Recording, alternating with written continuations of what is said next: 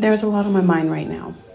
It's 8:06 Central Standard Time, but 1 hour behind actual Central Standard Time. Apparently, Mexico doesn't participate in daylight savings in the spring or fall. So even though it's Central Time in Mexico, it's an hour behind in the US. I don't know, it doesn't really make sense. But I guess I'm learning that's part of life.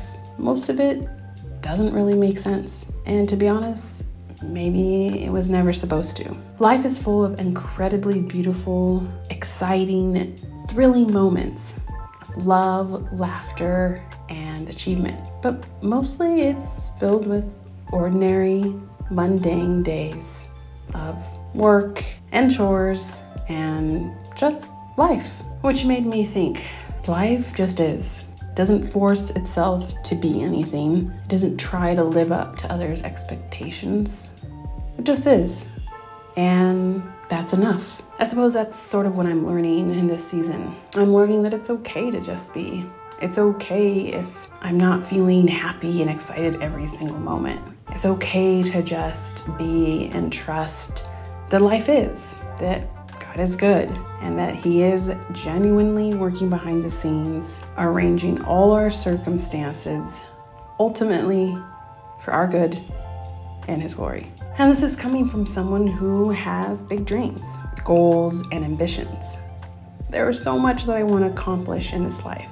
I'd love to be a Christian lifestyle influencer with thousands of subscribers who look up to me and who are inspired by my work and encouraged to go after the dreams that God has put on their heart. And at the same time, it's okay if none of that comes true. At the end of the day, the goal is to gain Christ in this life. If not, then everything else is a waste. In America, I feel like we're always in a rush. We're always striving and hustling, trying to do more and be more. And not that that's a bad thing, because I think that God created us as ambitious people who desire to accomplish and achieve. I believe that's a reflection of Him as the first entrepreneur who created a whole universe out of nothing. But when our hustling and pushing leads to burnout and exhaustion and even premature aging and death, I think it's time to reevaluate. I believe that stress, anxiety, depression, and fear are all indications and symptoms of us being outside of God's design. Traveling has opened my eyes to so much more than this hamster wheel that a lot of us get caught up in. It has opened my eyes to life, and not the life that I've been so used to and that all of us are accustomed to. Not the hustle and grind and constant striving, but something different, something much more tangible, rich, and free. And after the most painful year of my life, I'm ready for that. I'm ready to just be, and even more importantly, to receive. When you travel solo, you notice people more. You notice how they live.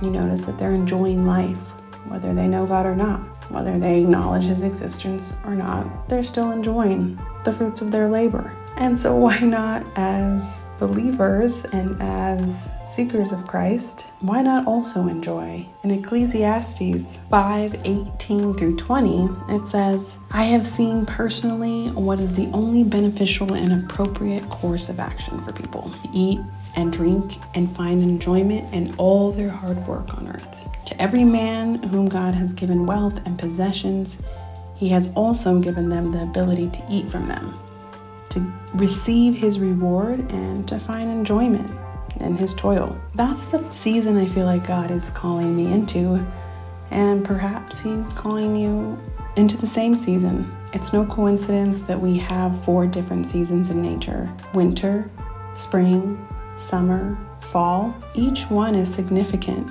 Spiritual fall may look like a time of things falling away, just like in nature. Temperature and leaves begin to change, and we know that fall is coming. Perhaps God is calling you to let go of certain things. Perhaps things in your life that you're used to are beginning to change, shift, transform into something else. Perhaps something you never thought of. Spiritual winter. When we think of winter, we think of hibernation and rest. Typically, things aren't really growing or blooming, but if we are smart, we should take the cue from nature when God calls us into a spiritual winter. Instead of resisting the rest, why not lean into it? Take it as an opportunity to recharge and reclaim that rest that God has been calling you into for possibly weeks or even months. Pray and journal during this time. Ideas typically abound if you are getting the proper rest during your spiritual winter. What about spring? Of course, we all love spring. Fresh feelings, new life, growth, sun. So much is taking shape during the spring. This is the time that we are planting those ideas and dreams, that God is continuing to till the ground in our hearts, and things that may have laid dormant for some time are now beginning to sprout. We are seeing God at work on our behalf in our spiritual spring. This is a season that we typically don't have a hard time trusting Him because things are coming to life that we've been praying for. Anyway, you get the idea. So in this massive city of 22 million people, that is Mexico City, I am just one little person, but a human being created in God's image nonetheless. A woman with big aspirations, goals, and dreams. Goals to grow this massive audience and get paid for telling great stories and inspiring people to grow their confidence in themselves. Helping people see the incredible tapestry of their lives through the lens of both the painful but beautiful moments they've had. Of course, all through the lens of faith, truth, vulnerability, fun, and sprinkle in a little humor. Because what is life if we don't have any of these things? What is life if we don't experience both pain and beauty, failure and success, death and life, light and dark? They coexist. You really can't have one without the other. Although sometimes I wish that I could. Sometimes I wish I could have one without the other. But then we wouldn't know the depths or sweetness of those things either. So while this has been the most incredibly painful and heartbreaking year I've ever experienced, and would never wish this upon anyone, I can definitely say that there is purpose in the pain. I can't say that I wouldn't change it for the world, because if I could change it, I might be tempted to.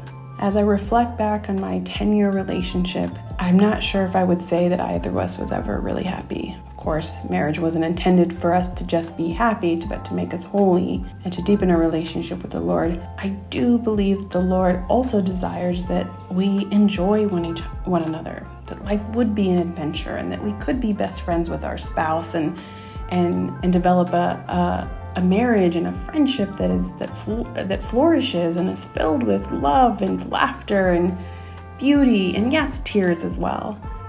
This is supposed to be a picture of Christ and the church as seen in Ephesians 5. So I don't accept that marriage is meant to just be miserable and just be about taking the cross. Somewhere along the line, we stopped choosing each other. We stopped fighting for one another.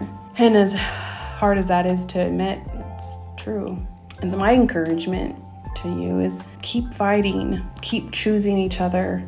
Love is a choice, it's not an emotion. And by sharing my journey with you, my hope is to inspire and encourage you to show up as your most authentic self, to be who God called you to be, to go on that solo trip, to start the business, to ask that person out, to paint, to draw, to make a mess, to clean, to purge, to create, because we really only do have one life to live. So as this journey continues to unfold, my invitation to you is to remember that you are not defined by your past. nor constrained by your current circumstances. You are a work in progress, a beautiful story unfolding day by day. Embrace the journey, cry the tears, have fun, laugh, and learn to just be. Until next time, keep grinding in grace.